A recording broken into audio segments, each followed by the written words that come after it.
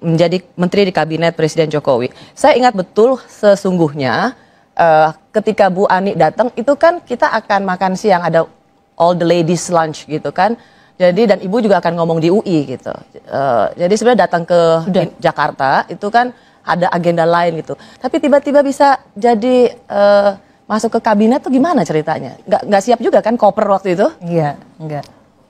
Ya kalau saya waktu itu sedang dalam perjalanan sesudah pertemuan G20 di Hangzhou.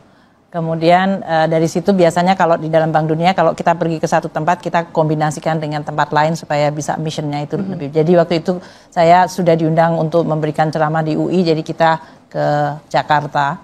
Dan kalau di Jakarta sama seperti waktu itu Rusi menerima Presiden Kim, pasti ada beberapa aktivitas. Sebelum saya masuk Jakarta, saya pasti biasanya sebagai orang Jawa saya kulon nuwun sama yang punya republik kan. Yang punya republik kan yang dipilih rakyat, jadi Presiden Jokowi. Jadi saya sampaikan ke Presiden Jokowi bahwa saya akan ada di Jakarta karena ada mission gitu. Ya kemudian disampaikan, loh kalau di Jakarta nggak usah pulang aja, jadi menteri aja. Terus saya jadi, ya gimana ya? Ya saya gimana ya? Ya saya shock, dalam artian saya sampaikan Presiden Bank Dunia, mereka shock juga karena kan saya pergi dalam rangka mission pekerjaan. Dan Bu Ani bisa dianggap missing in action. Iya betul, jadi saya termasuk yang pergi mission dan nggak pernah kembali lagi sebagai itu salah satu. Ya saya sampaikan ke keluarga suami bahwa Presiden minta untuk menjadi menteri dan akan dilantik hari Rabu ini dan saya nggak punya baju putih. Jadi saya cari baju putih seadanya. Ya sudah jadi menteri, tapi saya nggak bawa baju. Jadi ya kemudian semuanya kerja aja. Dan kita nggak jadi lunch waktu itu? Ya nggak jadi lunch, mohon maaf kepada yang lain. Padahal hari itu kan harusnya saya sudah ada acara. Tapi karena Presiden Jokowi telepon ke Presiden Kim mengatakan bahwa saya akan mengumumkan kabinet hari ini jam 10 dan saya minta supaya Bank Dunia merilis. Karena saya posisinya adalah senior nomor 2 di Bank Dunia, maka Presiden Kim harus buru-buru menyampaikan kepada board bahwa mereka akan kehilangan managing directornya. Jadi dan semuanya itu breaking news to the World Bank. Mereka shock dan ya menanyakan apa yang salah dengan kami, kenapa Sri Mulyani nggak mau pulang lagi gitu. Jadi sama kalau waktu saya ada di Washington ada teman yang mengirimkan saya lagu bahasa Jawa Sri Balio. Apa artinya? Sri pulanglah gitu. Katanya pamitnya beli terasi tapi kok nggak pernah balik katanya waktu itu. Jadi ya sama seperti ini, saya sama Bank Dunia juga dia nggak bisa pakai bahasa Jawa. Please come back gitu. Bu Ani, saya kemarin waktu Presiden Bank Dunia datang kan saya wawancara juga dan saya bilang waktu itu udah minta sama Anda. Sri Mulyani membantu kabinet Presiden Jokowi. Dia bilang tidak, saya akan mempertahankan Sri Mulyani. Jadi waktu saya wawancara kedua kali saya bilang masukkan Sri Mulyani gitu. Terus dia karena nggak mau kalah, jadi dia bilang iya sebenarnya alasannya bukan soal apa-apa. Kita dengarkan apa penjelasan Presiden Bank Dunia mengapa ia harus melepaskan seorang Sri Mulyani dari Bank Dunia. Let me tell you how it happened, though. So as soon as President Jokowi was elected, they began communicating with Sri Mulyani, wanted her to come back, and so I am very proud that I kept her for 2 years.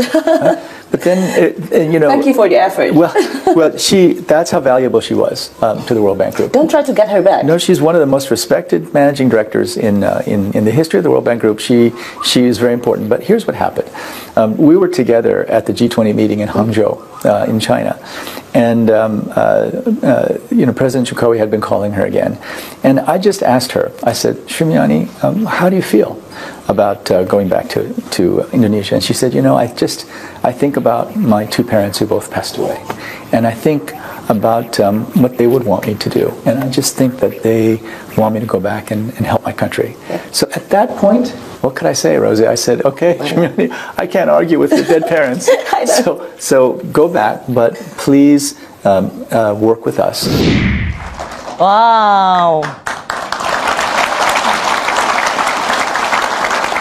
I cannot compete with her parents. Jadi memang Bu Ani pulang karena ngingat almarhum ayah dan ibu, bapak dan ibu. Ya, orang tua saya meninggal pada saat saya menjalankan tugas sebagai Menteri Keuangan waktu itu. Setiap saat kita selalu mengatakan, kalau saja punya waktu sehingga saya bisa berbakti lebih banyak kepada orang tua.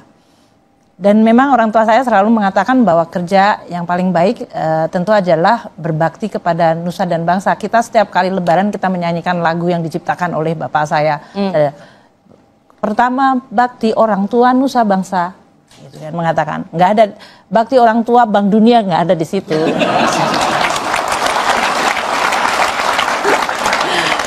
Jadi orang tua saya pasti beliau berdua di surga melihat dan mengharapkan anaknya untuk berbakti kepada nusa bangsa.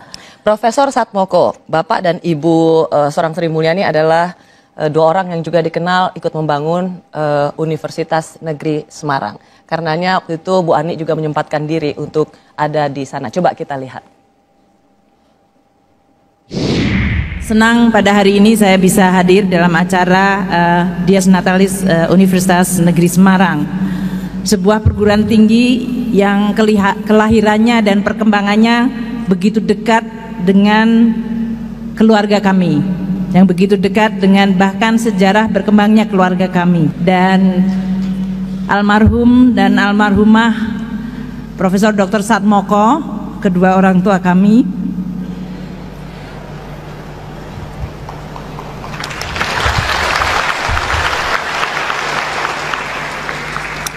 adalah termasuk yang ikut membangun perguruan tinggi ini sejak masih bernama IKIP Semarang hingga menjadi Universitas Semarang. Untuk saya tutup, saya ingin menyampaikan orasi pada pagi hari ini adalah dengan mengutip kata-kata orang tua saya sendiri, Bapak Satmoko. Beliau mengatakan, karena ini menyangkut banyak hal, dalam hal integritas, menjadi orang baik itu sangat sulit. Apalagi menjadi orang yang betul-betul putih. Bahkan pada zaman ini dianggap aneh. Namun tetaplah berusaha untuk menjadi orang baik. Saya dalam hal ini dibesarkan oleh orang tua yang setiap hari kita tidak hanya bicara mengenai berbagai hal, tapi berisi berbagai macam value yang ingin ditanamkan pada anak-anaknya. Yang tadi disampaikan, menjadi orang yang baik bukanlah sesuatu yang mudah. Kata-kata itu walaupun disampaikan pada saat kami masih anak-anak, sampai hari ini masih sangat relevan. Saya ingin tentu saja menyampaikan kepada seluruh guru besar, para rektor, dan para mahasiswa bahwa saya sangat bangga menjadi anaknya Profesor Satmoko.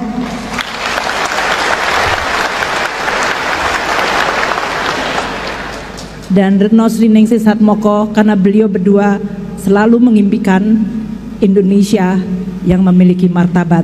Dan saya ingin menjadi bagian dari impian yang disampaikan orang tua saya.